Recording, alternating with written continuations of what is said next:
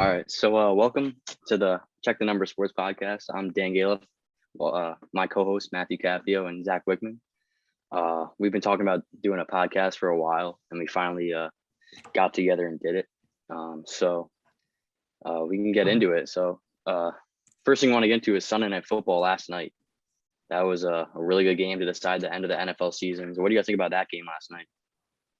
Definitely. It was a really good game, but I'm not going to lie. It really showed that the Chargers are one of the most overrated teams in the NFL. I know that's a hot take, but I really think they're hella overrated. They have all of these big names like, Keenan Allen, Herbert, Bosa, but how they still manage to be 9-8. They just have no depth whatsoever. And they have zero other reliable players other than Joey Bosa and Derwin James on the defensive side. So when you have that and with a basically a subpar defense with outside of Bosa and James, it's just a very average team. Yeah. The key for me that shows playoff teams and non-playoff teams is their depth. And the Chargers don't have that. They have, like you said, there's one good player on the defensive line, one star player in the secondary. Everyone else is average to below average, and that's not sustainable.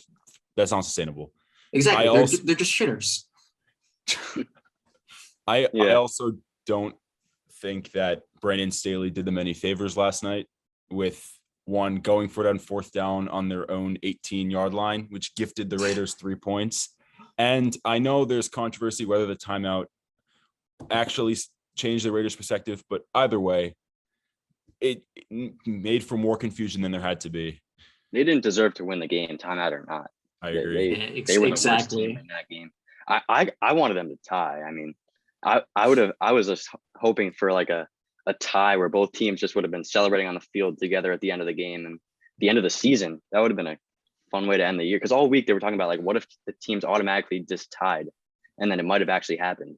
There's no pride in tying. No, there's no pride in tying. They wouldn't have done it on purpose. But if it had actually happened by accident, then I was also thinking that if you think about it, if they tied, I honestly don't think the Raiders made the wrong choice by going for the win, because them winning puts them at the 5 seed where they have to play the 5 Cincinnati. seed. They play the worst division winner. If they lose, they would be the 7 seed having to play the Chiefs in the first round. And I get making the playoffs and playing the Chiefs is better than not making the playoffs at all. But I think from the Raiders' perspective, kicking the field goal was a win-win situation, because if you make it, you're in the playoffs. If you lose it, you tie and you're in the playoffs.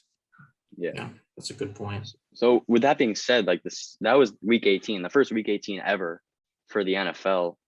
I think it was great for the NFL. There was tons of interesting games. I watched football all day and I was not bored at all.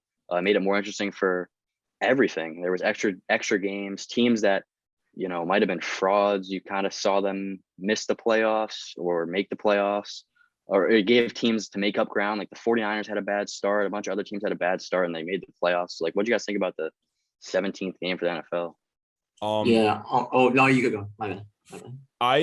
I like what I like about whether last year, week 17, this year, week 18, there were only 2 games yesterday that had no playoff significance at all. And of course, one of them being the Giants and the other being the Bears-Vikings. Every other game had some sort of playoff implication, which makes for great TV, and 2, just more chaos, as we saw yesterday with Jacksonville. Yeah. I honestly think it's good for the NFL too. Especially from a business perspective, it's more exposure and television for the league. But then also it does add more suspense, at the end of the season, adding that extra game. And also I saw a lot of this narrative saying, what we don't know how it's gonna affect the players. What really affects the players is most of the serious injuries in the NFL happen during the preseason or in the 2020 season. It was because of a shortened preseason, just Saquon and Nick Bosa for 2020, or Akers, Dobbins, ETN getting injured in training camp. So I think that it doesn't really have that effect on players' health, and I think it's great for the NFL. I mean, I agree with that, because it's basically like teams playing in the first round of the playoffs. You get a week. Exactly. It's like you don't get a week off. Like the playoffs are starting next week. It's the same thing as like it's week 19 next week. So like you're not going to say the players are going to get injured in the first round of the playoffs. So I thought Exactly. that wasn't really true because a lot of players do get injured in the beginning of the season. They're conditioned now. It also helps players' perspective. Like we saw, obviously Cooper Kupp didn't break the record, but we saw the closest a wide receiver has ever been to breaking the record. And this extra game opens the door for more like the potentially the first 2,000-yard receiver in NFL history, a new rushing champion, just more and more accolades that could potentially be broken in the future. With Got that a being lot to say said, about this. the records, Cooper Kupp barely missed the record, but there was a bunch of records like Watt tied Michael Strahan for the sack leader in the NFL. Even on Saturday Night Football, Dak Prescott threw 5 touchdowns. He became the Cowboys' all-time leader for a single season. But like, should those records count compared to the 16? Should they have a 16-game era, a 17-game era? Like, They how should should they do that? absolutely count. They should be held to the same standard as the 16-game records. I honestly think it's ridiculous that we're even having this conversation because let me ask you, who is the all-time leading rusher in a single season? The answer is Eric Dickerson with 2,105 rushing yards. He did that in 16 games. So are we to put an asterisk next to his name and declare O.J. Simpson as the rushing title because he got 2,000 yards in 14 games? No, I think it's ridiculous. And I think a lot of people would think that too. So why are we doing the same thing with Cooper Kupp? Well, obviously he didn't break the record, but if he did break the record, he should be held to the same standard. Like a record is made to be broken. And Record's a record. Exactly. So it really shouldn't be. We shouldn't really be having this conversation. I think it's really ridiculous because at some point in the future, the only thing I would say is like those guys that you named, like they didn't have even an opportunity. Like maybe they missed games, something which caused them to do it in less games. But like these guys have the opportunity. Like if you're like Cooper Kupp, you stayed healthy for 17 games, you played all 17 games. Like you had an extra game to set the record. Like if the season ended last week, he wouldn't have got the record. Like he wouldn't have got it. So I mean, this 17th game sure. gave him an extra chance. I get what you're saying, but on the other hand, it's the players agreed upon. Like it's not like it's his fault that he's just playing the game. Like if he's just so happens to break the record, then like that's just part of the NFL. Like I don't think separating like 16, 17 games like seasons is just it's kind of doing a disservice to the people like in this generation because they're not being recognized in the same class as before. Exactly. They can't control whether they play 16, 17 or 14 games. Like it's ridiculous. They can't control it, but they have the opportunity to do it. That's the difference. Like they have the opportunity to go out there and play an extra game and play 4 other quarters that the player like they like Eric Dickerson could have rushed for 150 more yards if he had an extra game, but he didn't have it. So like, I don't know. I feel like they should be counted as just like the same. If they show the records, it should show both. They should be regarded a little different. So then if the NFL were to add an 18th week, then it would be the same thing. We're gonna have to keep putting a bunch of records for the 14 game period, the 16 game period. I think there should be at least like an asterisk next to it. I think as long as it's recognized in some way, like obviously, like it should not be recognized the same. Cooper Kupp is the leading receiver, but if you acknowledge that he had an extra game, but he did it in 17 games, then it's fine because he still has the record and the record stands for him. But he had an extra game, right? I think it's good that he didn't because then there would be so much more controversy for the future because of all you see. Like if Derrick Henry stayed healthy, he could have easily probably broken the all single season rushing record, whatever. But I think as long as it's recognized and acknowledged, then there's no issue with no asterisks in my mind. I like that. Yeah. So conclusion, there should not be an asterisk next to more records that are broken. All right. So we'll move on to playoff predictions for week 1. It's around the corner. We got Saturday, Sunday, and Monday night playoff game for the first time. wild card game. A lot of good matchups. Uh, the thing that stands out to me is like with the AFC, I feel like it's just a lot of average teams. Like there's no team in the AFC that stands out to me as like a perfect team. Like the Titans, that are the 1 seed they get to buy. They're not that. I don't think they're that great. The Chiefs struggled at the beginning of the year. The Bills have had up and downs. Every team there has not been that great. And then when you look at the NFC, I think there is some great teams in the NFC. Yeah. I think Definitely. they're a really good conference. So like, what do you guys think about the two fields of playoffs? Here's that. You go. All right. I agree. I think that definitely the NFC is more top as a not just playoff teams, as a conference as a whole. The NFC has two like 5 of the 6 best teams in football, or 5 of the 7 best teams in football, but also like 2 of the worst teams in football. Where I think the AFC is more condensed in a way, because I do think that I'd say when the odds come out, like 3 of the 4 or 4 of the 5, whatever, favorites for the Super Bowl are going to be from the NFC. Yeah. Which I think the AFC is also like pretty weak. I mean, like especially like the Titans. I mean, I have them in my playoff rankings as number 7. Like, Yeah, I have them at number 6. I actually have them at 7 also. Yeah, exactly. Because I mean, they're just not really like that good of a team. Like Tannehill has just been in a passing slump this past like month now. I mean, aside week 18 where he played, a sorry Texans defense. I mean, he's barely been able to break like 200 yards like in the past like 5 games. I do want to give the Titans credit though, because they've beaten the most teams this year that finished 500 or above last year. I'm pretty sure it's like 8 or something. So I think they're the best coach team in the league. That does say so. I think Vrabel's coach of the year. Spoiler. That's fair. He's definitely up there. Yeah. Because I mean, once they lost Derrick Henry, their whole offense was struggling. They just managed to win games. I mean, they beat the Bills. They beat a couple other teams. They did lose to the Jets. So it shows that they can lose to bad teams. But yeah, they are a good team. They got the 1 seed for a reason. They blew out the Chiefs. They got a bunch of wins. Yeah, they got a bunch of good wins.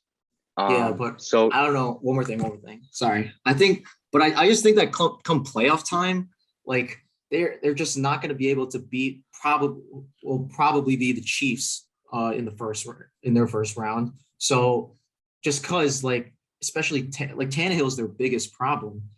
They just can't get anything done like on the passing side. So like I don't think that coaching is really going to save that.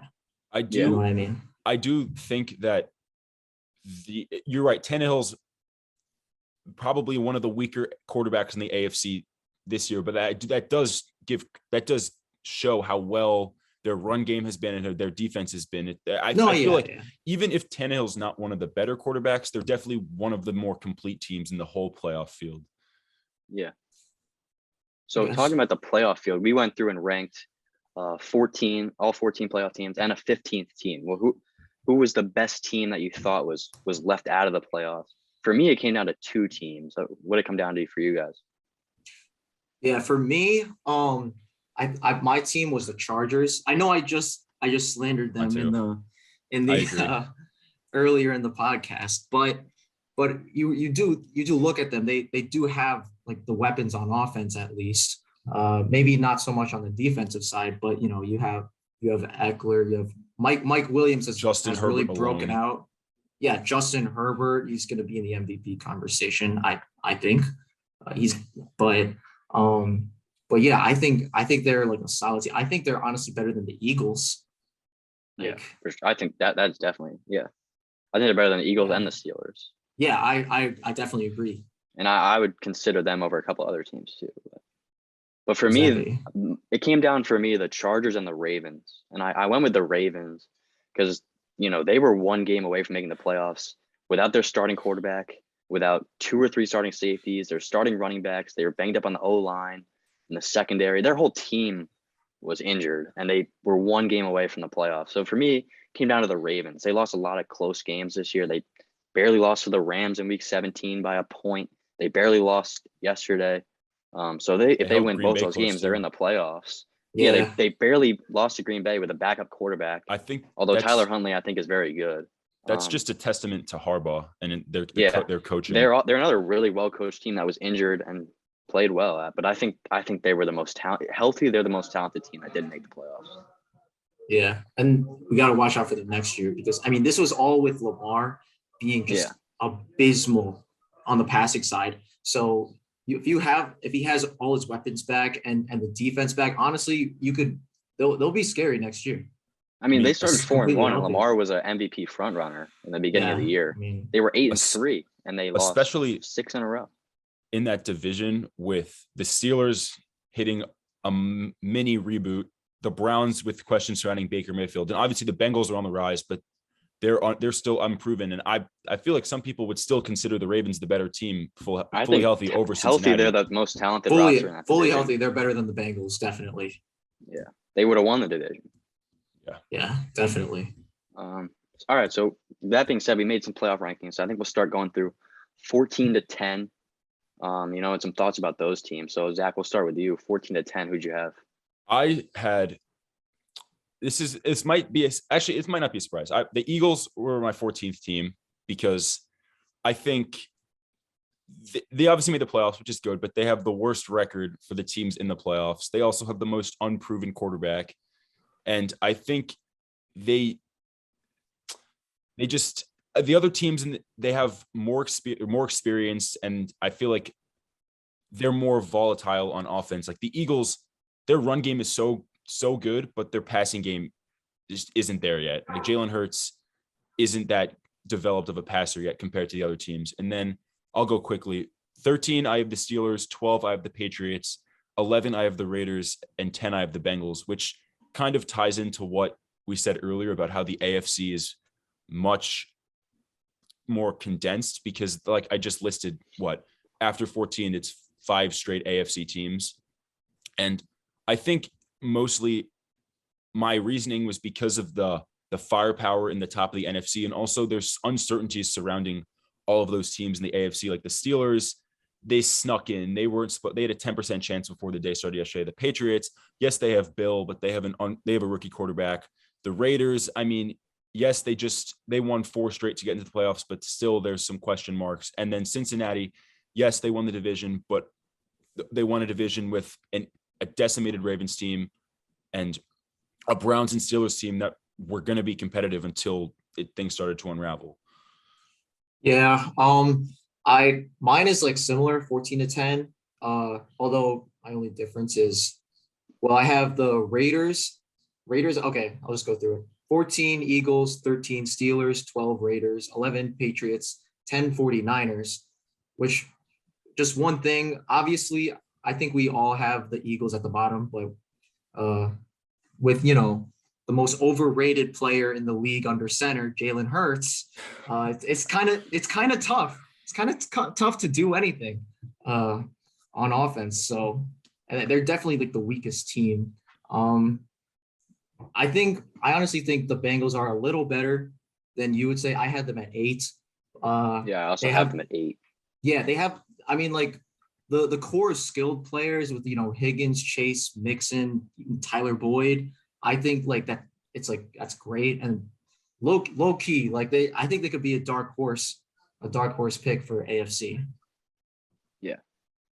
For me, mine was the same as Zach, except I had the Arizona Cardinals at 10. They don't really look that great to me. I don't think Cliff Kingsbury is a very good coach. Kyler Murray has been up and down. If DeAndre Hopkins doesn't come back, they don't have many offensive weapons besides, James Conner, Chase Edmonds. I don't like their receivers that much. Zach Ertz has been great for them, but that's about it. I don't like Christian Kirk or AJ Green. So I had them at 10. But going back to 14 through 11, I had the same as Zach. So Philly, Steelers, Patriots, and the Raiders. The Raiders are definitely the best out of those 4 teams. And I don't think it's really close. I think the Patriots, Steelers, and Eagles are in like a bottom tier of the playoff teams. I can't see any of them really winning a playoff game. But I could see the Raiders winning a playoff game. That's why I put them on a tier above them. But that was my 14 to 10. So I think next up we'll go 9 to 6 in the rankings. So I could start with this one. I had the Cowboys at 9, Bengals at 8, 49ers at 7, and Titans at 6. the similar with the Cardinals, I don't think the Cowboys are consistent enough to win in the playoffs. And I did rank the 49ers ahead of them. That's like a preview to our playoff predictions. I have the 49ers beating them in the first round.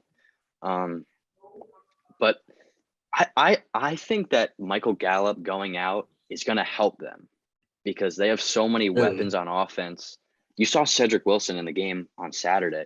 They have so many weapons on offense that I think it's going to help them concentrate on the stars that they have instead of trying to spread it around so much. You know, they still have Zeke and Tony Pollard and Cooper and Lamb and Dalton Schultz, third-ranked tight end in fantasy this year. He's been really good for them. Seems like he scores every game. But I had them at 9, the Bengals at 8. I believe in the Bengals offense. I don't really believe in the defense or the experience at all. And I had the 49ers at 7, and the Cowboy and the Titans at 6. I like the 49ers a lot, but their quarterback situation scares me. And then I said with the Titans earlier, I don't really believe in them enough. Yeah, I'm surprised you have the 49ers pretty high. I like the quarterback situation just really like draws me away from ranking them any higher than 10th for me. And then the Cardinals, like that 7-1 start seems like ages ago at this point. We're like 10-2. Even 10-2. I mean, they just haven't been able to like they've been below 500 since. Like I just don't see them even like winning against the Rams. Well, let alone like the NFC. Then Titans, I'm also like not very high on. I had them at 7, 6. I had the Cowboys at 6. I think all their weapons on offense, it really helps them, along with a little bit of an up and down defense. I could easily see the Cowboys being higher on this list. I just don't trust their consistency. So like I feel like they're gonna run into a team in the first round that's just more experienced. I had the 49ers high because they have a lot of guys on that roster that went to the Super Bowl 2 years ago. Yeah, but they're not. Some of them aren't really the same as 2 years ago. Some of them aren't the same, but they've upgraded since then. Deebo Samuel wasn't the guy that he was 2 years ago. They didn't have, Elijah Mitchell has run for almost 1,000 yards and he played in 11 games. Yeah. I mean, George Kittle, still George Kittle. He's getting healthy. I know their secondary is a little suspect, but you got Nick Bosa, you got Fred Warner on the defense. I like the 49ers. I get that. For me, mine was pretty similar to kind of what you both did. I had the Niners at 9, Cardinals 8, Titans 7, Cowboys 6. I think pretty much the Cardinals and the Titans, they are what they are. Good regular season teams. I don't know how much noise they'll make in the playoffs, even though just they have great records. Like I think they're both not top like 3 in their conference. Yeah. Like even despite the Titans being the one seed, but then with Dallas, I think that it comes down to the quarterback play. And I think Dak Prescott coming back being this, I know he's been inconsistent, but he's mainly in comparison to the Niners because they're playing in the first round. I think Dak in comparison to Jimmy G is not I think it's close. much better. I think he's a lot better than Jimmy G. Jimmy G is like I think if the 49ers had Dak Prescott, Cousins. they're winning the Super Bowl. That's a pretty good way to put it. Jimmy G is like a poor man's Kirk Cousins, and I don't know if you want that leading your team. I mean, it shows you a lot about the state of their team when they basically trade 3 first-round picks for a guy, but they'd rather start an injured Jimmy Garoppolo over that guy. And he might be inexperienced, but that just it shows me that Shanahan's not entirely confident in their roster, even though they did just beat the Rams. I feel like there's a little bit of, I don't know. I think that was it was an outlier. Let's be real. And then I think we all have the same top 5 teams, probably in different order. But I think we do all have the same top 5 teams. So, Capio, you can start with your top 5. Yeah, and so your Super Bowl prediction as well.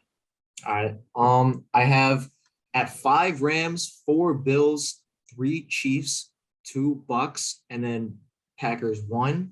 I think I honestly think that this is the Packers' year. I mean, if you look at their roster, there is pretty much no weakness. Aaron Rodgers could potentially win his second MVP. I mean, in a row. I think they're clearly the number one team, and then the Chiefs, they're definitely better than the two seed. Like they're clearly the best team in the AFC over the Titans, like 100%. Just realized that's a lot of. Oh wait, no, never mind. Not a lot of NFC teams, but then yeah, at the Bucks at 2. I mean, Brady's looked pretty damn good for the most part, despite he led the NFL on a lot of quarterback stats. Yeah, despite losing Godwin and Fournette, and then AB just for different reasons. I mean, they look great, and they just have so much depth on both offense and defense that I could easily see them repping the NFC once for the second year in a row. Yeah. And then what's your Super Bowl prediction? Packers, Chiefs? Yeah, Packers, Chiefs, and I think I'm going with the Packers on that one. I mean, the Chiefs, their defense has been a little inconsistent. And even Mahomes, he's had a little bit of his ups and downs, even though I believe in Mahomes, he'll figure it out. He's figured it out actually. So my rankings were pretty much identical to yours, except I have the Chiefs at 2 and the Bucks at 3. Similarly, for it's for me, it's the health factor. The Bucks are decimated on offense. Mike Evans was their only healthy receiver yesterday, and he got banged up. And there's guys coming off nobody's like Cyril Grayson catching this game-winning touchdown against the Jets, and now forced into a prominent role on a team that's looking to go to the Super Bowl. And I think but I would not be surprised if the Bucks go to the Super Bowl at all and win it. But I just think that the health factor puts the Chiefs over the Bucks. And obviously Green Bay's won. They're the best team in the league, probably the favorite to win the Super Bowl, probably not a debate. So yeah, exactly. The NFC Championship memes end this year. That's what I'm calling. Yeah, so mine were a little different than yours. I had the Bucks at 5, the Chiefs at 4, the Rams at 3, the Bills at 2, and the Packers at 1. So I had the Bucks at 5 because, like you said, they have a lot of injuries and they haven't looked that great down the stretch. Their secondary is a little suspect. Even their supposedly great run defense has been, not bad, but it has to improve. They want to make a deep playoff run. Tom Brady is Tom Brady, and I'm probably gonna, something's gonna happen. I shouldn't bet against Tom Brady, but exactly. I have them at 5. The Chiefs at 4. The Chiefs are a really good team. I just don't think their defense is good enough, and I don't think, Tyreek Hill was a little banged up on Saturday. I don't know what his deal is, but if he's out, then their offense is going to be struggling a little bit. They have to. Patrick Mahomes has been a little inconsistent. I think he's still really good, and he's going to be really good in the playoffs, but he has to improve. I have the Rams at 3. They're just really talented, everywhere. That's true. They're just too inconsistent for me. They are mainly. I think it's because Matthew Stafford. Yeah, Matthew Stafford's been inconsistent, but if he figures it out, I think they can make a deep run. That's a big if, though. And I don't, exactly. Yeah, it is. I really don't think that Stafford will be that consistent enough to bring them to the NFC Championship. Yeah. I don't know. And then at 2, I had the Bills. I think they have been up and down this year, but they were in the AFC Championship last year, and they've got a really good team and a really good defense to contend in the AFC. I think they're the best AFC team because I think their pass defense can compete with the Chiefs' pass offense because the Chiefs don't really run the ball. I think the only team in the AFC that really poses a threat to the Bills is the Titans because they can run the ball. The other teams don't really scare me that much with the Bills. So I have them at 2, and then the Packers at 1. They're like Capio, like you said, like they have no weakness, like up and down. Exactly. The roster. They're getting healthier. Like Jair Alexander hasn't even played yet. Is coming back. Zadarius Smith, I think, might be coming back. Like you said, Jair Alexander coming back. So they're getting healthy, and they're 14-3, or 13-4. They lost to the Lions yesterday, but they're really good. And exactly. I have them beating the Bills in the Super Bowl 33-23. I have the same exact I know I had the Bills below the Chiefs in the power rankings, but I think the Bills, I don't know. I don't know why. I have a feeling that they'll get over the hump this year, but I don't think anyone's stopping Green Bay, especially with the whole narrative with Aaron Rodgers. I think if this were his last year with the Packers, which I don't think it will be, he's right off in the sunset, kind of like Peyton Manning, just not into retirement. But I do think him and Devonta Adams will end up staying, because what's the better option than staying? Yeah, I don't don't really see better any. situation. There's no AFC team that's better than the Packers. The only way the Packers don't make the Super Bowl is if they lose to the Bucks or the Rams or the Cowboys or whoever it is. Like, that's the only way that I see them not winning the Super Bowl. Yep. They're not gonna. I don't think they're gonna lose in the Super Bowl. I don't think so either. All right, so that's our first round predictions for real football. Now we're getting some fantasy. Actually, no, let's talk about some matchups to watch in the first round, player matchups. So for me, a big one in the AFC to watch is in the Bills-Patriots game with Diggs against J.C. Jackson. They've already matched up twice this year. They've already matched up twice this year. They know each other really well. They played against each other last year. That matchup could decide this game, because the Bills really rely on Stephon Diggs. They have been relying a lot on Devin Singletary lately, but the Patriots have a good rush defense, so that Allen's gonna have to throw to someone. So that's one matchup that stood out to me. For me, I had the same. For me, in the NFC that really stands out is the entire 49ers offense versus the Cowboys defense, because the Niners, the Yak Kings, Ayuk, Debo, Kittle, I mean, against Micah Parsons, Trevon Diggs, these high-flying, uber-athletic defensive players for the Cowboys, I think it's going to be a really intense game. Obviously there are Trevon Diggs, a lot of yards, but there's no denying he has great hands, great ball skills, and his coverage might not be great, but I still think him against Deebo Samuel is going to be a really fun matchup to watch. Yeah, and in that game with the offense against defense, whoever wins the turnover battle is going to win that game. Definitely. And then, another one I had Debo against Diggs in that game, but I also had Jalen Hurts against the Bucks pass rush in the Eagles-Bucks game.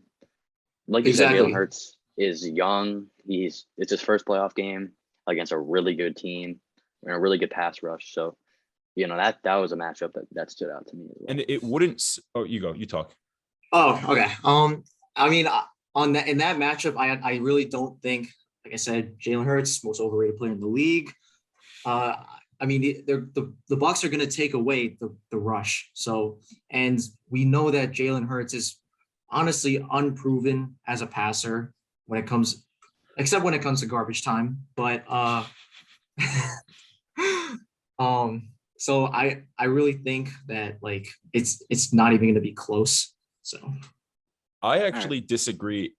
One quick thing. I actually disagree, because I see a lot of similarities with this year's Eagles team and last year's Washington team, where the quarterbacks are semi-athletic, not great passers.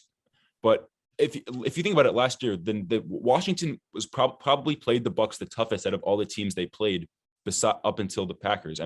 Maybe even against the Packers. So especially with how good the Eagles' run game is, I think the game has a chance to be closer than people are thinking, but I don't think they have a chance of actually winning. Yeah. All right, so we can move on to our actual first round playoff predictions. We've ranked all the teams, but now we can go through the matchups and give predictions on who's going to win, a couple of thoughts about each game. So we'll start in the AFC with Chiefs against the Steelers. I've got the Chiefs in this one. I don't think it's going to be close. I think the O-line of the Chiefs not even close. Very above average. Think we have and they're going to slow down time on this. TJ Watt. I think we could go on next game. It's not going to be close. Yeah. So the next one is the Bills-Patriots game in the AFC, the 3-against-6 matchup. I'm going to take the Bills in this one. I have them going to the Super Bowl. The Patriots won in a game that the Bills couldn't throw the ball. Exactly. Couldn't pass the ball in the game. And the Bills' rush defense is vulnerable, and the Patriots took advantage of it and won that game. And then when they played in good weather, the Bills looked really dominant against them. Yeah, you're not going to be playing in a game where there's just torrential rain. That's an outlier game. It's an outlier. And Mac Jones attempted 3 passes. Yeah, you should only look at the second game they played to know who's going to win that matchup. Exactly. I don't think that one's going to be very close. I have the Bills winning too, for what it's worth. And then the last one in the AFC is Bengals Raiders. I've got the Bengals, but I think it's going to be a close game. Like I think it's going to be I like agree. Evan McPherson could be out with 2 seconds left to win it on a field goal that close of a game. Because the Raiders, like, they fight and they're good and they have a really above average defense. Like coming into the year, no one thought that the Raiders secondary was gonna be that good, but they have schemed it up to be a decent secondary, and their offense is obviously really good. And Darren Waller is only going to get healthier, and Jacob's going to be healthier with another week of preparation. I think it's going to be a close game, but I got the Bengals.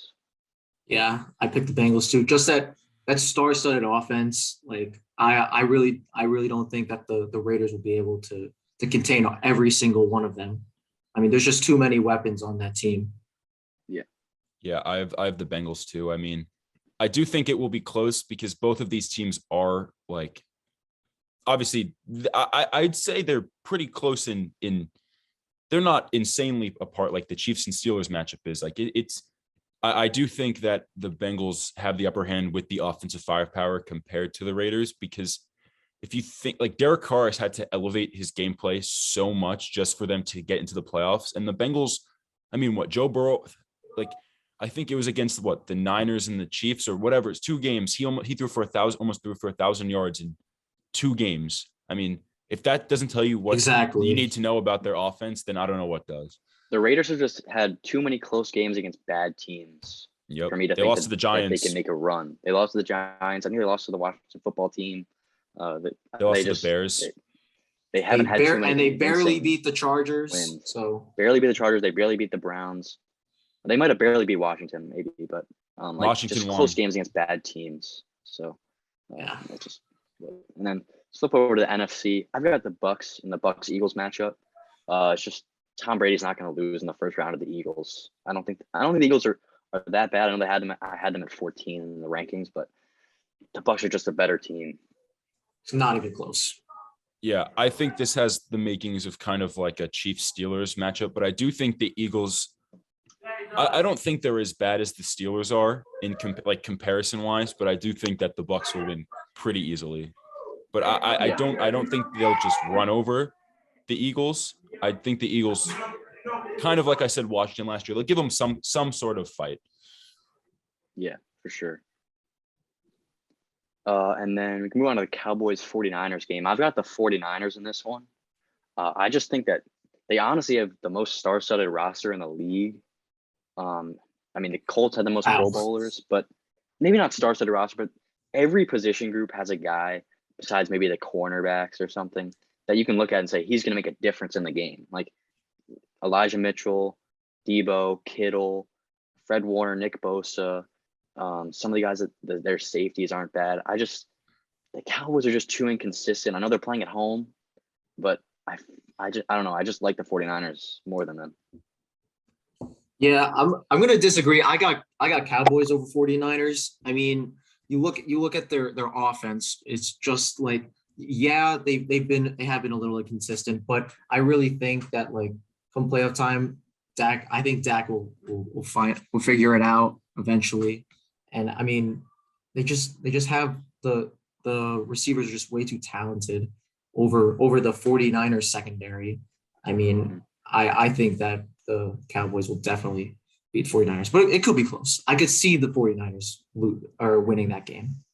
I have the Niners, even though I ranked the Cowboys above them. I think 2 separate teams, the Cowboys are probably more talented, but playing against one another, I think the Cowboys' disadvantages line up with the Niners' advantages, especially in the secondary. I know I said earlier that Trevon Diggs hasn't been great in coverage, and he'll be fun to watch. He's going to get smoked by Debo. I think Debo Samuel's Yak King, Ayuk, great after the catch. Kittle Micah too. Parsons is a good linebacker, but he's not going to be able to cover George Kittle. I think they're both very talented, but what the Niners do well is what the Cowboys don't particularly do that great. Yeah. And then the last game that we haven't talked about is Rams Cardinals. I think this might be the most interesting game of the whole playoffs. They came right down to the wire with the division. Came down to the last week of the season. It came down to the Cardinals losing their game to the Seahawks.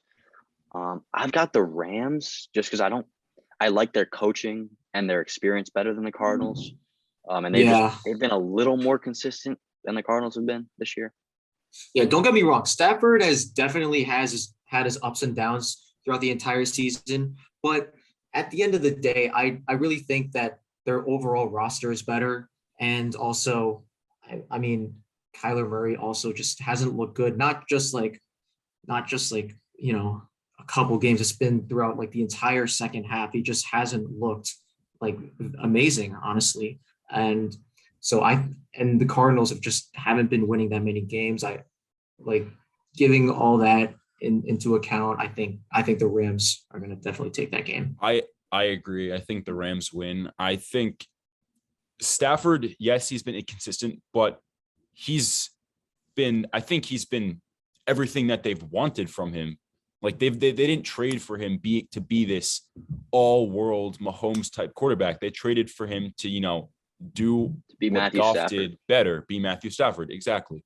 And I think that the Rams are just star-studded on defense, Ramsey, Donald, Von Miller, even like their role players are great. And especially if Hopkins is out, I don't know. And the Cardinals, like you said, they're inconsistent. They started off 10-2, lost to the Colts at home. They lost to the Lions. Which that's inexcusable. So I think the Rams win this one.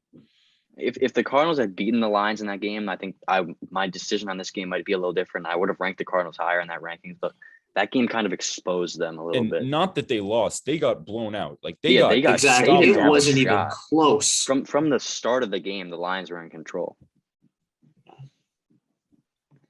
All right, so we're gonna move on to some fantasy football reactions and awards now. We're big fantasy football guys. We talk fantasy football all the time. Make a lot of trades with each other. Oh yeah. So we'll talk. I just overall, I was excited for this year in fantasy, and it kind of let me down a little bit. Like there was a lot of guys. There was a lot of guys that I thought were going to be a lot better, and I just thought it was going to be more. I don't know. Maybe it was the unpredictability of it that I didn't like. But you had a ton of guys who blossomed and became bona fide fantasy stars. So especially with my fantasy MVP, Jonathan Taylor. I don't know who. No one drafted him being RB1. In an interesting fact that I found, the gap between the points between him and number 2 running back Eckler is larger than the gap between number 2 Eckler and number 11 Aaron Jones. That shows how dominant he was and just how he burst onto the scene. And I think there's a case for him to go 1 next year. I think the fact that he did it without much receiving upside. He had not many catches this year. I get it. Don't get me wrong. Jonathan Taylor, RB1, sure. I disagree with your fantasy MVP. I picked Cooper Kupp, and I honestly think there's no other right answer. Don't get me wrong. Taylor was great, but if you consider Kupp's ADP, drafted around wide receiver 19 range. In our draft, he was drafted in the 6th round. You're right. Exactly. 6th round. And he finished not just as the wide receiver 1, but he finished as the highest scoring player in all of fantasy. And it wasn't even that close. So given like the 6th round draft pick in our league at least, but then a wide receiver 19 ADP finishing as the wide receiver 1, not even close. I have him as my MVP. I don't think there's any other. I also had choice. Cooper Kupp as my MVP.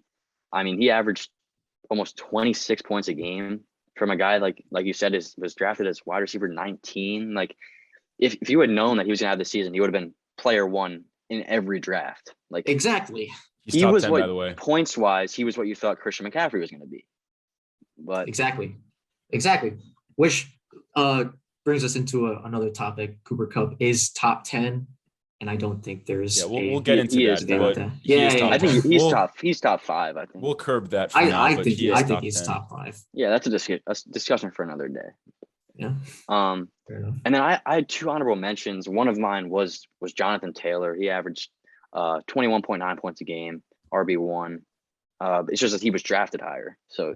You drafted him wanting that to happen. You drafted him saying he's gonna be my RB1. He's gonna be a top 5 running back. That's what you wanted.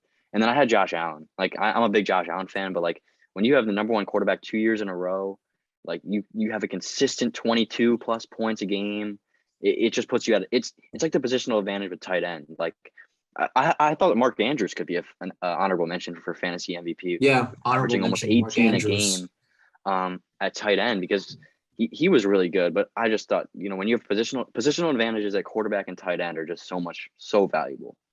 Yeah, I understand. Which brings me into one of my biggest surprises, Mark Andrews. Like, if you were to say that any other player other than Travis Kelce would finish as the tight end one, like you would have been crazy. But not only did Andrews finish as the tight end one, but he finished 40 points ahead of Kelce. Like Yeah. it wasn't even that close. So, I mean, he's Yeah. definitely like one of the biggest surprises. And you could debate drafting him over Kelce. Speaking of surprises, I have three, but one of them, my guy, Deebo Samuel, drafted 87th overall for PPR ADP. Ended up as the wide receiver 3, 237 points. Let's be real. No one saw this coming from him.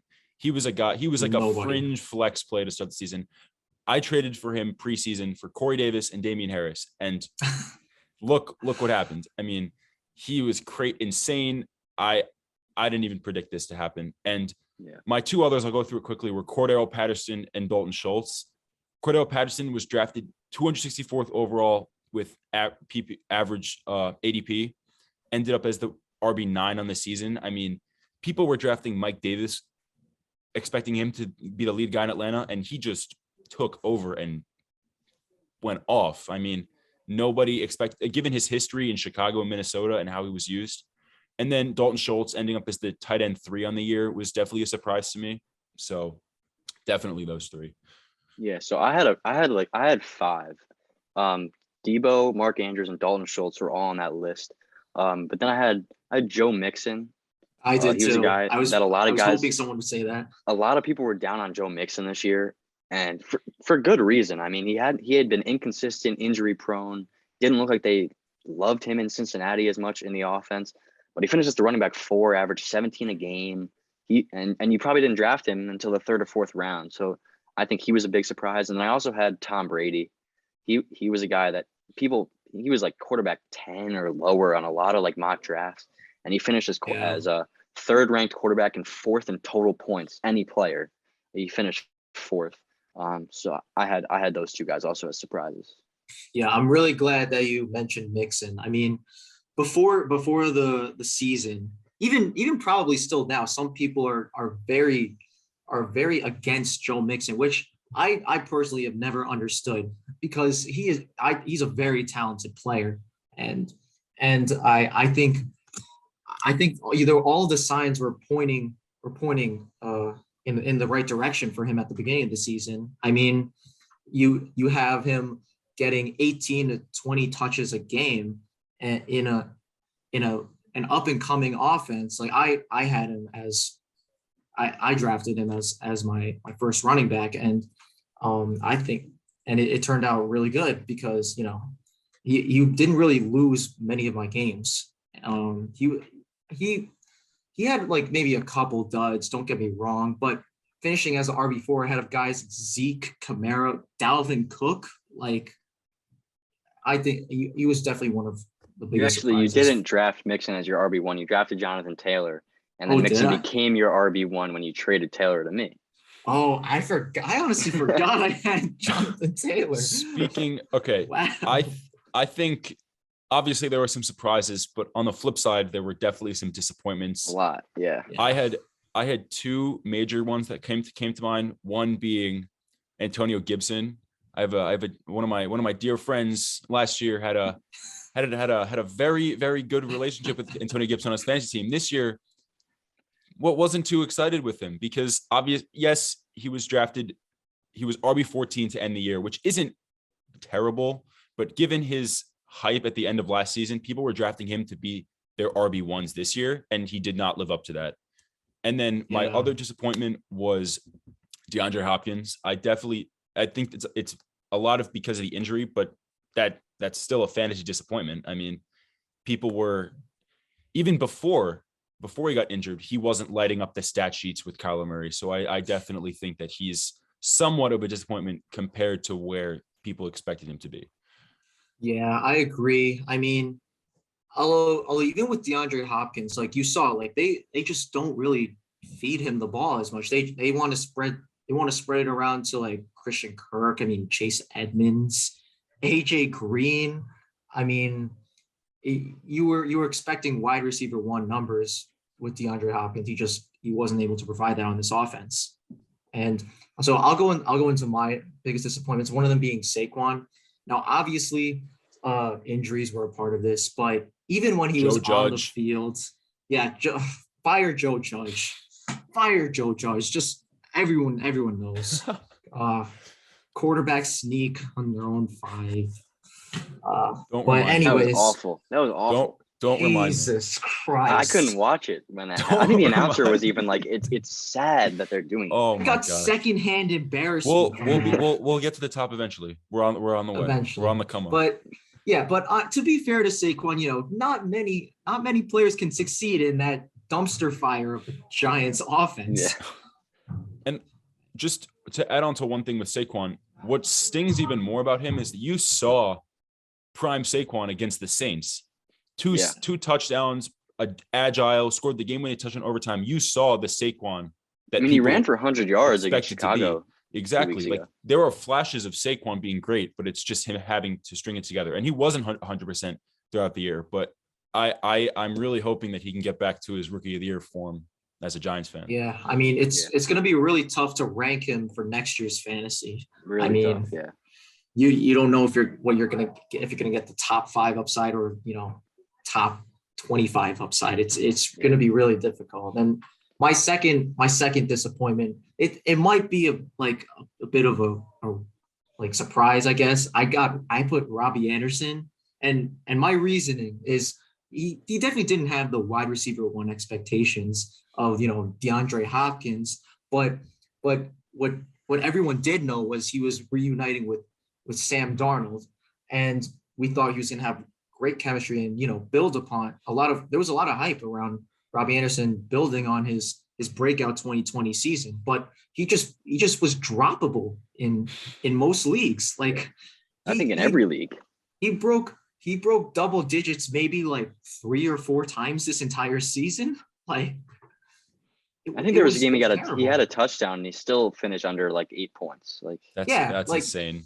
He was expected to have wide receiver 2 upside, but he was just like abysmal. He was just a sorry fantasy player. Yeah. So for me, I had 3 disappointments. The first one is pretty obvious. I went with Allen Robinson. I mean, everyone going into the year thought he was going to be a top 10 receiver. He was in a good situation. I mean, he had produced the last couple of years. He'd been a top 15, 10 receiver. But he finished as wide receiver 81 in total points. He had 1 touchdown. He averaged 7 points. Like he literally had no weeks in fantasy where he did well for you. Free Allen Robinson. Yeah, the next one was Myles Gaskin. Maybe it's because I was high on him in the beginning of the year. He finished as running back 25. He averaged 10 points a game. I don't know. I wasn't very high on Myles Gaskin. I saw his receiving upside. I don't think it helps that Tua turned the ball over as his quarterback. Yeah. And then the third guy for me might be a little bit of a surprise. He wasn't that bad, but it was Terry McLaurin. It wasn't like he was bad. He still averaged almost 13 points a game. Just you expected much more. Yeah. And I think he could have done more with a better quarterback, and he will do more in the future. But for me, he was a guy that disappointed. And then going on to our conversation about like rookies that shined this year. One of the surprise. So my rookie of the year for fantasy and not for in general. My rookie of the year in fantasy is Najee Harris. He was the number 3 running back. He was consistent every week, stayed healthy, and in a bad offense, honestly. And he was still number 1. And then honorable mentions for me was obviously Jamar Chase. He had a really good year. He could have won this for me as well. Jalen Waddle was in that conversation with me for 2 as well. He's like a distant third. And then you can't talk about rookies having really good fantasy seasons without talking about Amon-Ra St. Brown. I was waiting for that. Wide receiver Shout one out to in the Amon-Ra playoffs. St. Brown. Sun Wide God. receiver one in the playoffs. He had 8 catches in the last over 8 catches in the last 6 weeks. And only had 1 game under 23 points in the last 6 weeks. So I had to throw him in there. Yeah. Shout out to Amon-Ra. My rookie of the year was Jamar Chase. I'm a tad Me biased too. because he was on my team, but I drafted him in the 5th round and he was wide receiver 3 overall. I mean, this was like Justin Jefferson type level. I mean, it's crazy to me that they were on the same team in college. I mean, he's only going to keep getting better. He's great. And then some of my honorable mentions were a few you said. I said Najee and Amon-Ra, and I also threw in Kyle Pitts because yes, he probably didn't produce like the all-world talent they were projecting him to be, but he's still rookie tight end to over 1,000 yards, like first time in a really long time. He's still probably the Falcons' #1 guy, depending on what Ridley does in the offseason. So I definitely think he's a viable starting tight end level player for fantasy next year.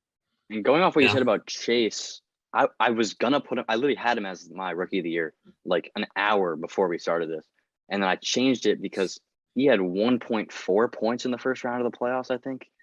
So like my demise that matters for fantasy because like you found out that can lose you the fantasy. So it doesn't matter how many if you put up 55 in the last week, put up 1 in the first week of the playoffs.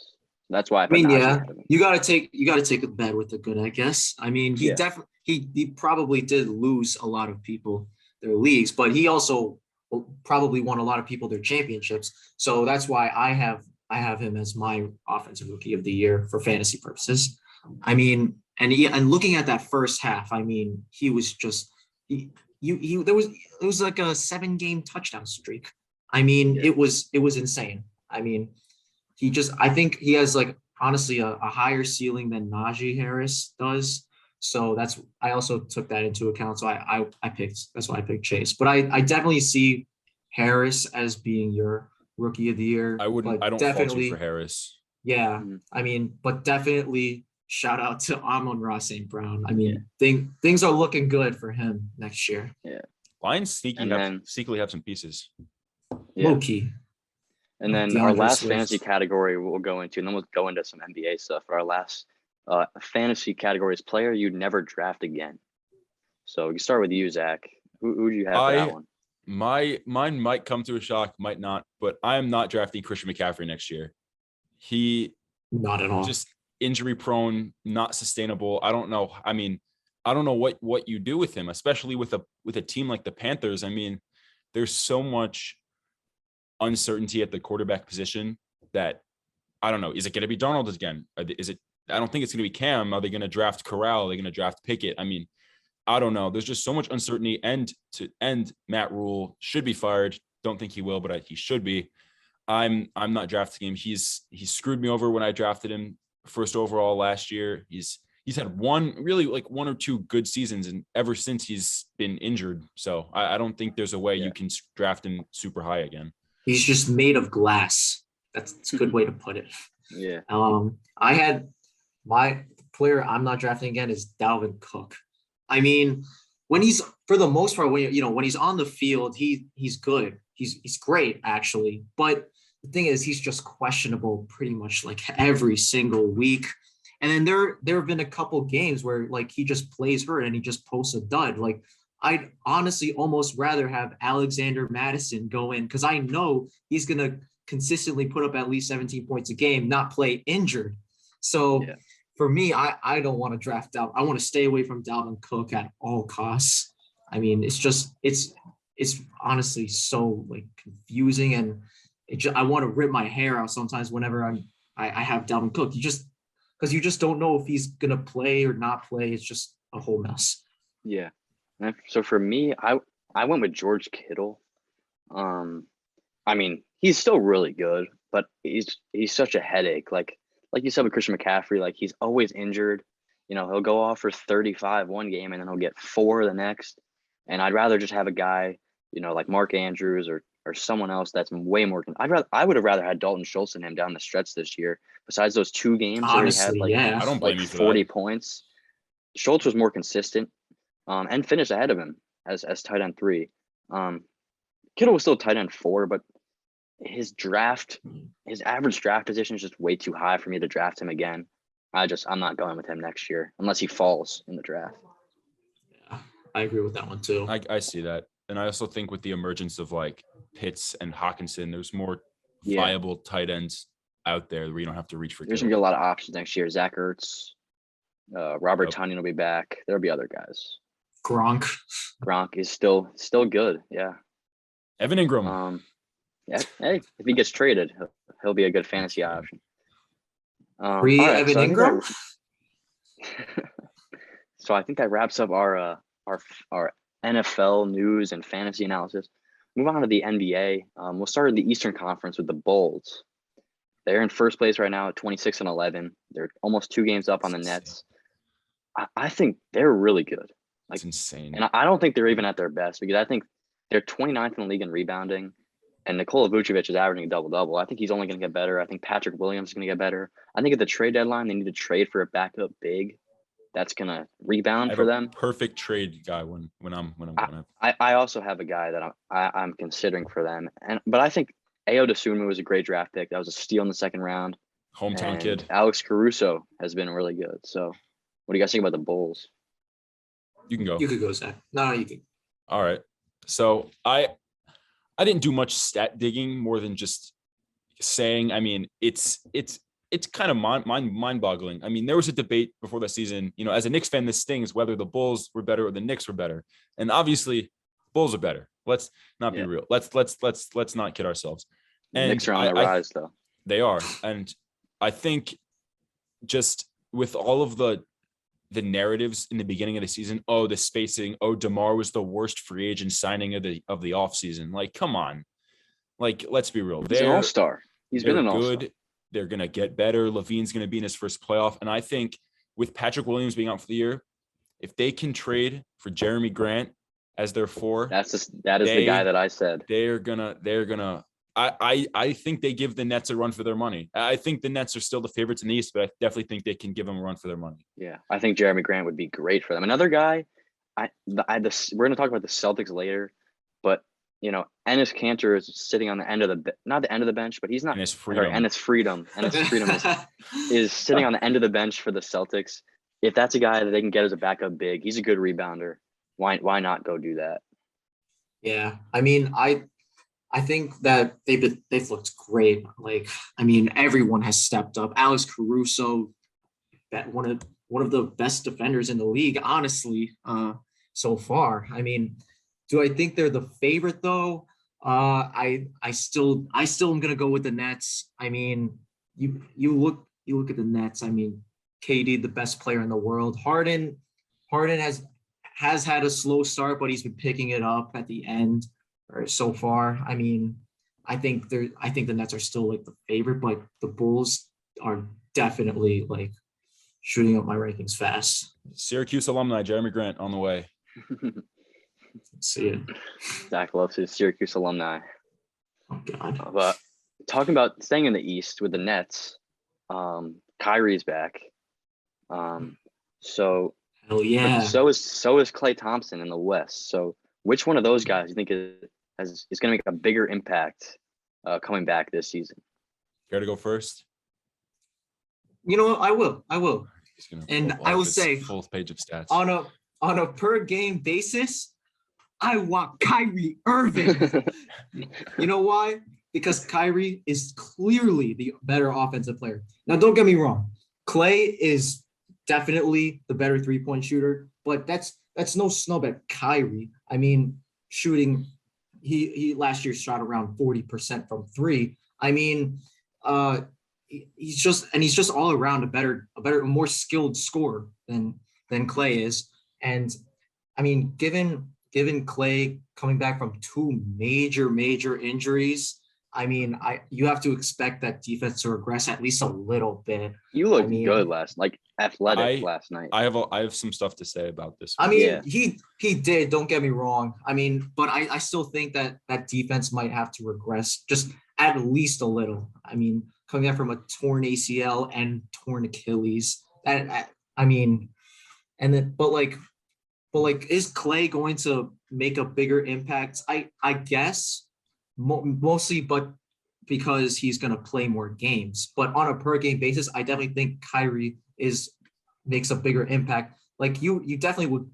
I think I would give the last shot to Kyrie over Klay Thompson. Like, Dan, do you want to go? Oh yeah, I could take that.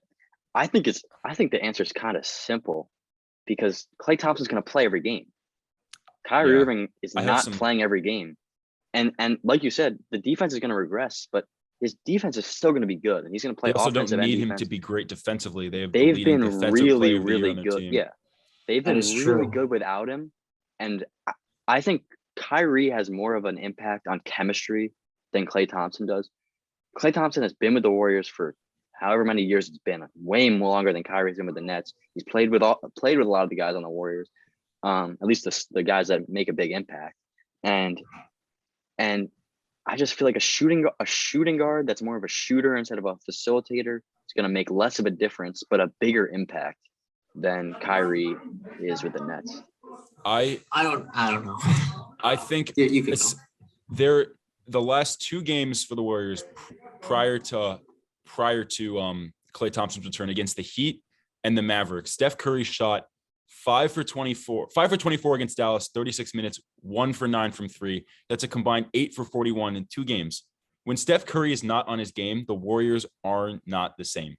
There's a reason he's the MVP favorite. That's the reason why Klay Thompson is so important, because it gives relief to the rest of the team when Steph isn't at his best. It provides extra strength, especially with the emergence of Jordan Poole. I mean, he's not being asked to do as much because Steph's not going to be in a slump for the whole season. Let's be real. I think his defense may take a step back, but when you have guys that are stepping up, especially with Draymond Green, who's the ultimate glue guy, I think Klay's return is more meaningful for the Warriors. And I don't think the Warriors, yes, they might be the 1 seed, but I think with Klay Thompson, they're actual title contenders. I don't know if Steph would have been able to do it on his own to get over the hump and win the whole thing. Yeah, I don't think so either. But I think when you look at the Nets and their big three, the big three has pretty much never played together. Let's be honest. I mean, but when they do play together, they are winning. They are easily title favorites. They win in a landslide. But the problem is they just never play together. And I think sure, Klay is going to make a bigger impact on a volume basis, because he's just going to play more games. But when you take the games that Kyrie's going to play, I think he makes a way bigger impact, because now that's 3 main scoring threats on one team. They can all easily be the number 1 scorer if they could. Klay, I don't think he can, and because of that, Kyrie has a much bigger impact on offense and therefore on the team than Klay does, just because he doesn't have as big of a role. Yeah, that's fair. All right, so we'll stay in the East for one more team, and that's the Boston Celtics. They're 19-21. They just split with the Knicks. They've been all right. I think they're still a really good team.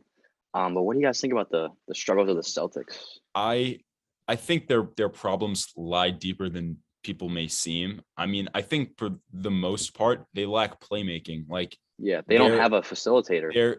They have Jason Tatum and Jaylen Brown create shots for themselves, not for the other team. Like Marcus Smart's their leading assist man. Jason Tatum's 3rd in the NBA in ISO ball percentage. I mean, that's not, and the other 2 guys, James Harden. I mean, that's different when you're James Harden and you're also passing the ball. Like Jason Tatum, James Harden averaged like 9 assists a game. He's not. They don't have people. They don't have a facilitator, and also, it doesn't help when they're crumbling down the stretch in every game, like against the Spurs and then against blowing a 25-point lead to the Knicks. As much as I love to see it, it's still a problem for the Celtics. Like, I don't know if they make the top 8. I mean, they probably will by the end of the season because of how talented Tatum and Brown are. But people were projecting them to be top half of the Eastern Conference, and now people probably had them to win the Eastern Conference. People are questioning whether they're going to even make the playoffs. Could have easily seen that. Yeah, I mean, I honestly think it's clear that the Celtics just aren't really a competitive team, and they won't be able to compete with the top teams in the East. So I think they should just blow it up entirely and start trading. I think they should start trading at the deadline by building around Tatum. I agree. Trade Brown if any. Exactly. I Just thought get a bunch of they should have picks. went and got Kyle Lowry this offseason. I thought they should have went and got Kyle Lowry. They lucked honestly out should have. for their point guard needs. They lucked out that Schroeder fumbled the bag with the Lakers because at the time Schroeder was the best option, and Dennis Schroeder isn't like a horrible NBA He's a player, scorer. but he's not he's not a facilitator. Exactly. They that's not what they need. Exactly. So they've just severely underperformed, and they're just even if they do they're gonna barely make the playoffs and just probably get swept by the Nets or the Bulls. In my eyes, that's really not worth it, and I think they should just blow it up. I don't think their peak was the Eastern Conference Finals, and I don't think they're wet years back, and I don't think they'll ever get back to that. I don't think exactly. They're I not don't going to think make the I don't finals think they're this going to year. reach it. Unless they just make some crazy moves, they are not even making the Eastern Conference Finals. I'd be surprised. So So now we can switch over to the Western Conference. The West is pretty good. There's As been advertised. a lot of good teams and a lot of good surprise teams. So my favorite is the Warriors, but the Suns are a very close second. And the games that they've played against each other have been really close. The Suns obviously were in the finals last year. The Warriors are in the finals the last couple of years. But those two teams are at the top for me. I have three of my favorites in the West, and then three dark horses. I definitely think I just spoiled it. Whatever. Golden State, Phoenix, and I think Utah are probably the three best teams in the West. I mean, Utah was the 1 seed last year, made it to the Western Conference semifinals, and probably should have beaten the Clippers if it wasn't for Paul George going crazy. But I mean, I think all three of those teams one of those three teams should represent the West in the finals. And then speaking of the Clippers, three of my dark horse teams are the Clippers, the Mavericks, and the Nuggets, because I think you can't count out Luka or Jokic. They'll be there. They're going to be in the playoffs. They're going to be competitive. And then I also think with Kawhi coming back, the Clippers, even if they get to the 8th seed, Kawhi coming back, having Kawhi and Paul George makes it as good a team as any. It's they're healthy team, which is really good. Yeah, I had for my dark horse teams, the Clippers are on there once Leonard gets back, whenever that is. The Nuggets, they're just really banged up. Healthy, they're a really good roster. The Timberwolves are surprisingly good this year. Karl-Anthony Towns has been playing really well. Anthony Edwards is as advertised as a number 1 overall pick. D'Angelo Russell got his ice in his veins. Yeah, he's been playing well. So them and the Grizzlies are 2 dark horse teams for me. I can definitely see the Grizzlies being a dark horse pick. My favorite in the West, though, it's definitely the Warriors over the Suns. I mean, the Warriors have just taken massive steps forward, not just on the defensive side, but even on the offensive side. Andrew Wiggins stepping up, Jordan Poole. They've actually become legitimate scoring options. They haven't even gotten Wiseman back yet. They haven't gotten Wiseman back. They just got Klay back. Klay's an elite shooter. He's going to help them immensely. I know I just said Kyrie over Klay, but don't get me wrong. Klay is definitely going to have a big impact on the Warriors, and I think it's not outrageous to say that they're finals favorites at this point in the season. Then one team that I want to talk about before we get into the MLB stuff that none of us mentioned in either our favorites or our dark horses is the Lakers. Oh my God. You can never really count out LeBron James, but they have not been as advertised this year. This year, I think you can. They're just, they're going to extend to the playoffs, but they're just going to get swept. LeBron is, he's obviously LeBron's great. LeBron, second best player of all time. Yeah. Dude. Okay. All right. Best and greatest. Top 2 player of all time, whatever. Yeah. Besides my point, I think at this point they're just gathering. They're not team building. They're getting good players. They're just adding.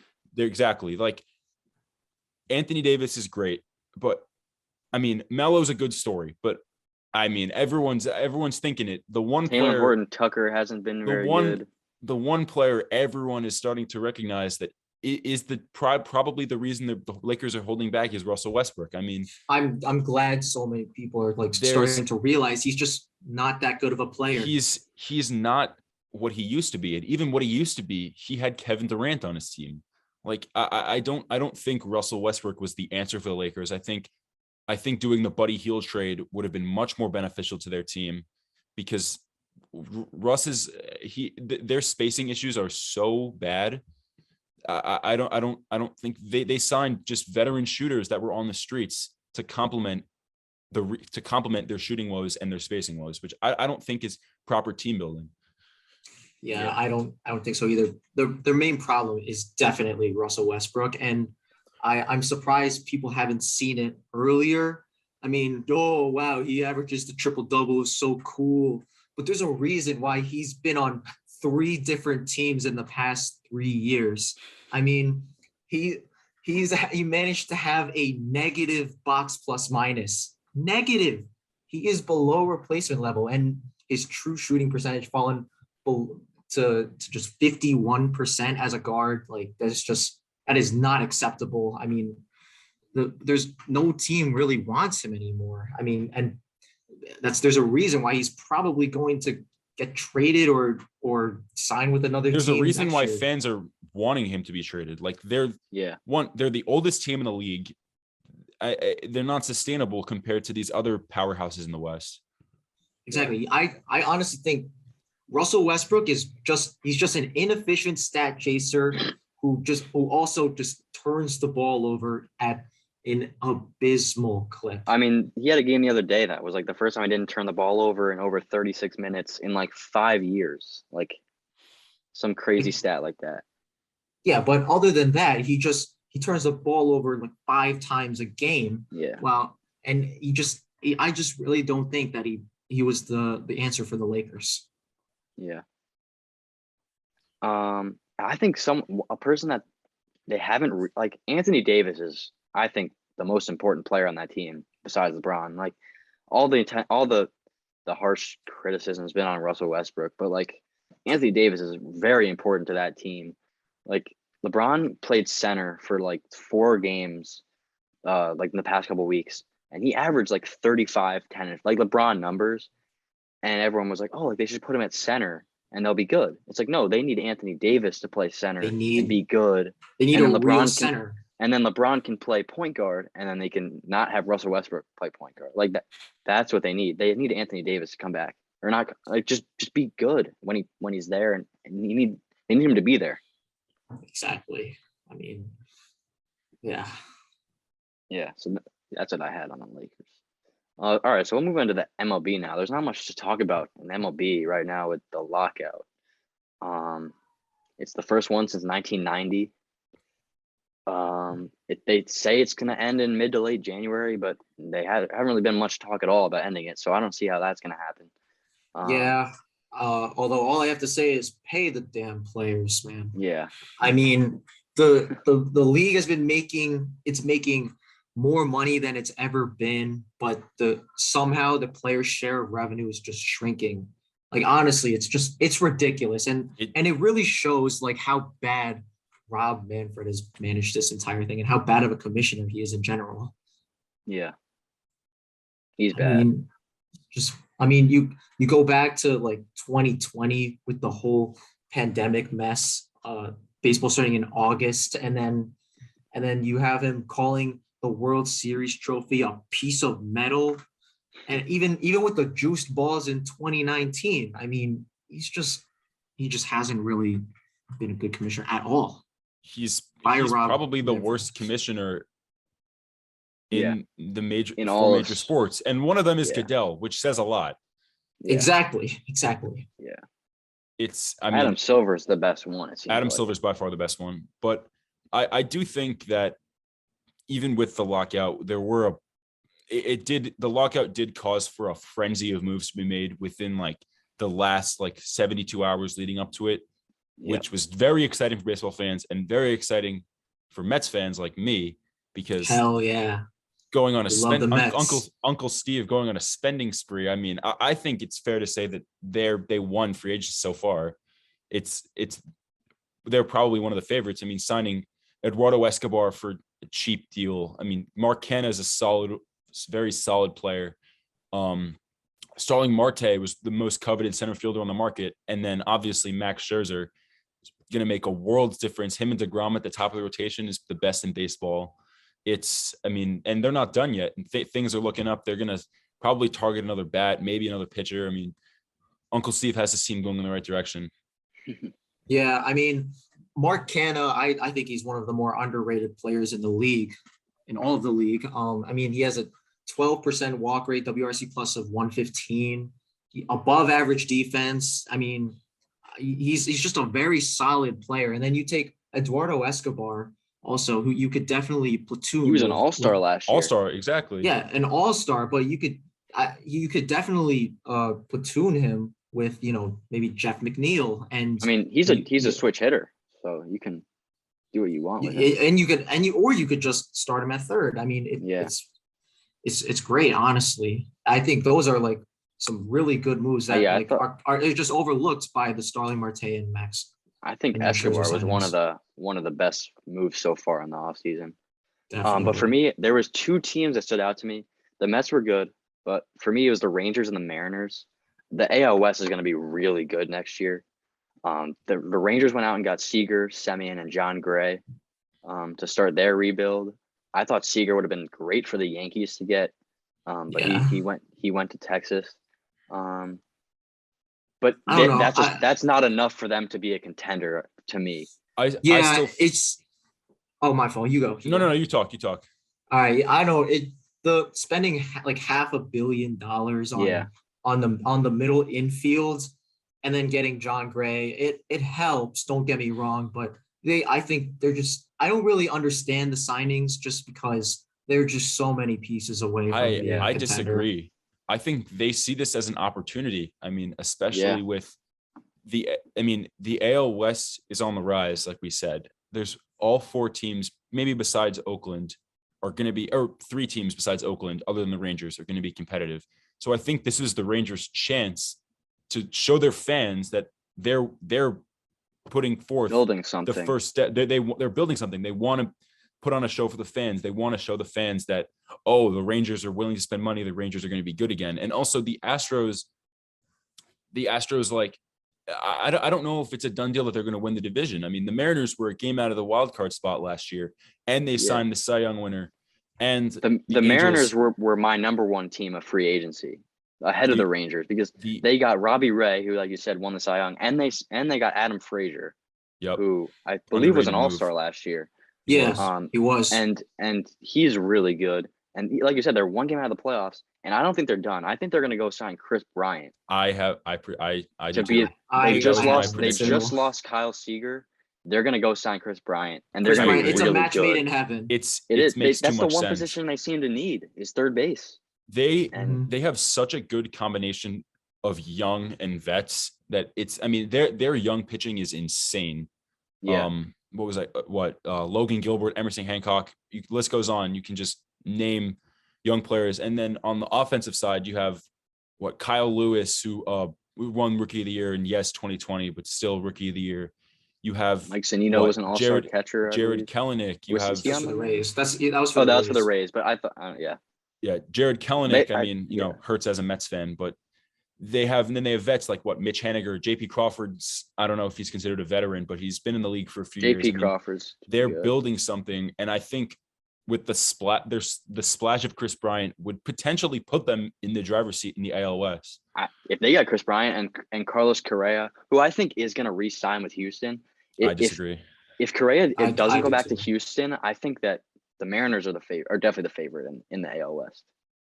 Yeah, honestly, I think Correa's gone. I think I think he should have.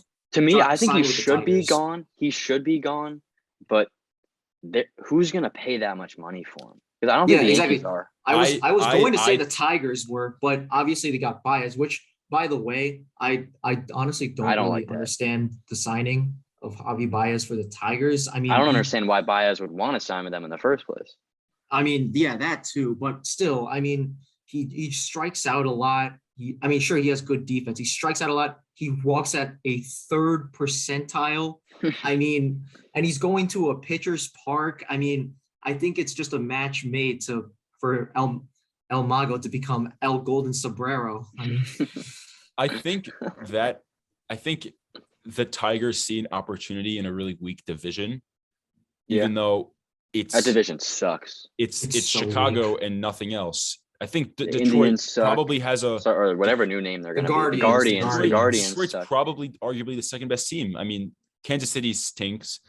Minnesota underperformed a ton last year. I mean, yeah, and they lost Eddie Rosario, who went off for the Braves in the postseason. One team though, I think that I'm surprised hasn't made a move is the Yankees, which is why I think they signed Carlos Correa.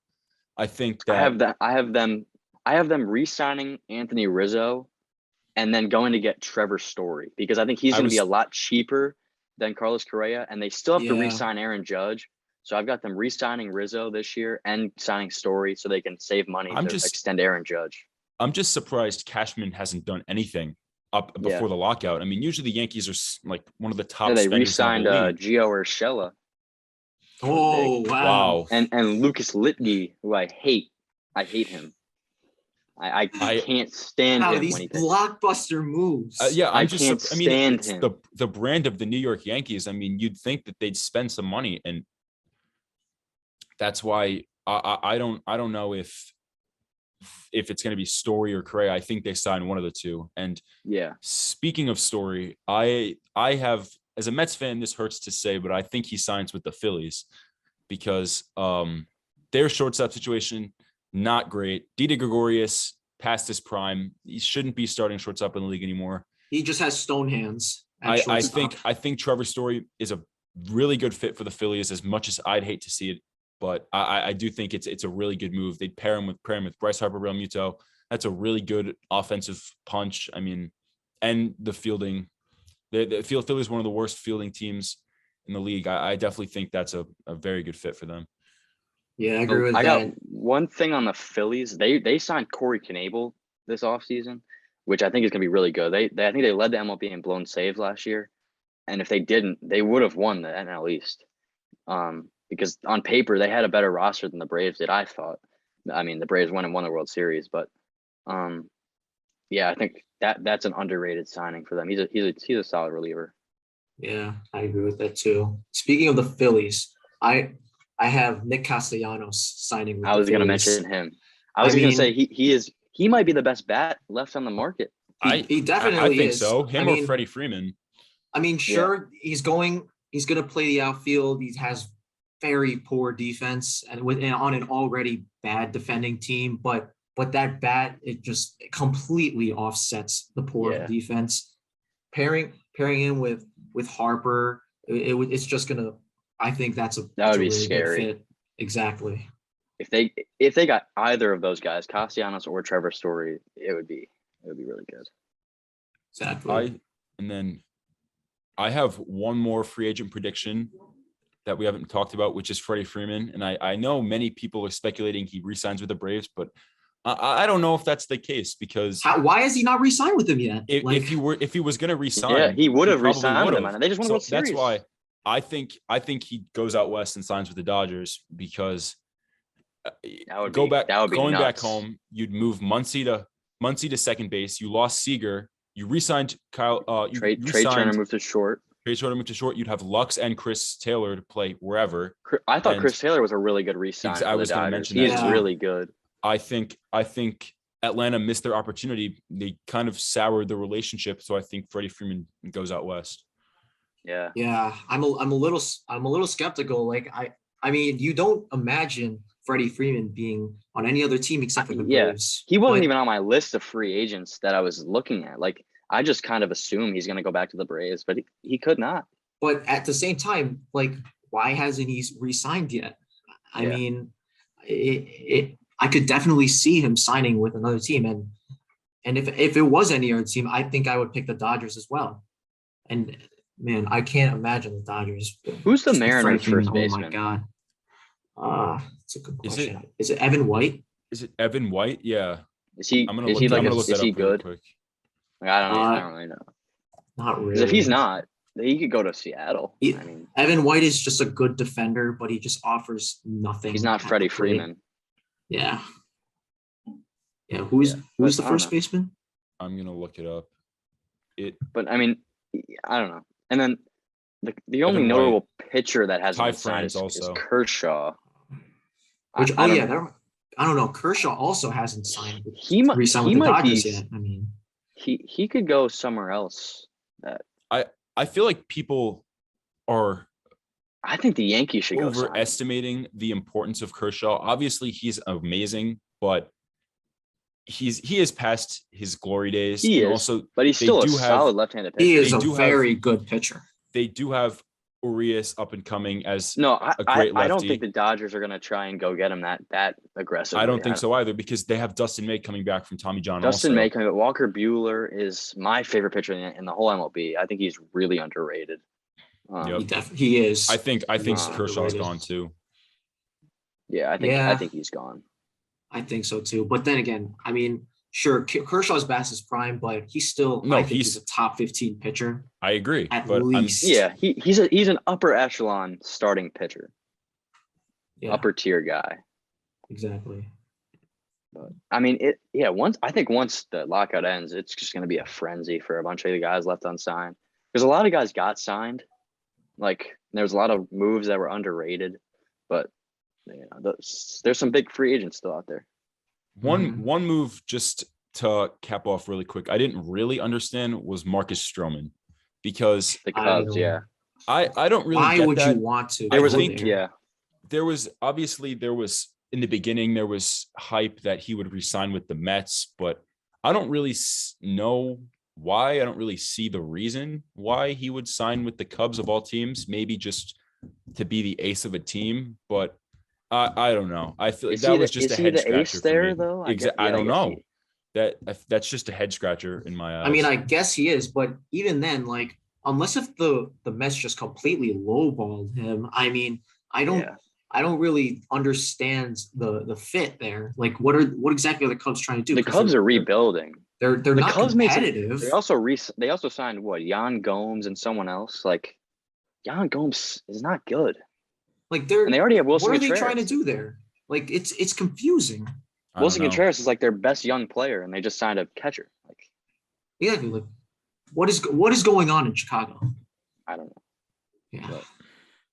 But there was the other move I didn't understand was the Red Sox traded away Hunter Renfroe for Jackie Bradley Jr., Yeah. Oh, I don't really. God. which didn't really make sense to me. Like Hunter That Renfroe played that really well. last year. 0 cents. I think He played really Zero. well. It must have been because of the money, like just to. I guess so. But to lay off a to sign who? contract. Schwarber maybe? Probably.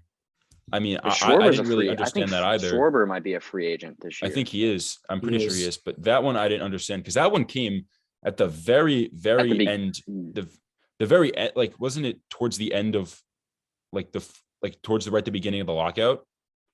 I think was it it? was. I don't really know exactly when it was, but it was just odd. It was. It came odd. as just to a surprise, nonetheless. Like I didn't. maybe get that maybe either. it'll make more sense after the lockout when guys can sign. But And No. I mean, I get the whole Yeah. story of bringing JBJ back, but I didn't. he's really not see that the point. good I mean, sure, he's a good defender, defensively. Yeah, but even then, he's getting older. I mean, that defense is going to regress.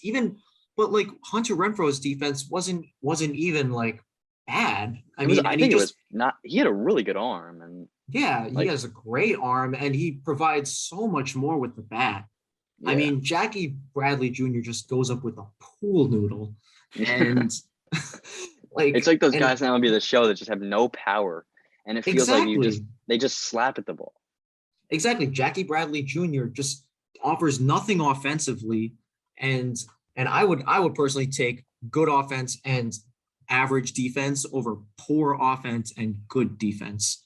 Yeah, I think offense weighs so much more valuable. It's so much more valuable than the defense. I that move just completely confuses me. yeah. Well, I think that's it for our MLB stuff. So I mean, as right now, the national championships in the second quarter for college football tied at 3. Tied at 3. Wow. I didn't even know 12:28 that. left in the second quarter. Who do you guys think's gonna win that one? I mean, it's tied right now, so we can make a pick right now. Who we got in that one? I have Bama. I've got Georgia. I think Georgia too. I don't know. I don't. I think it's just the rematch. I think they're gonna figure it out. I Bama think, always covers the spread. That's all I gotta say. I think That's I true, and the think spread was little. So Georgia's yeah.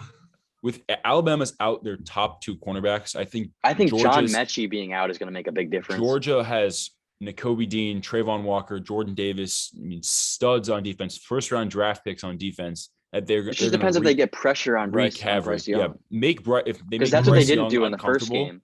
They didn't they're get gonna win pressure the on game. him, so he just sat back there and threw darts to every receiver that they had. And James but Williams is if so he good. can't do that, then they'll be Bryce Young will be a tough spot.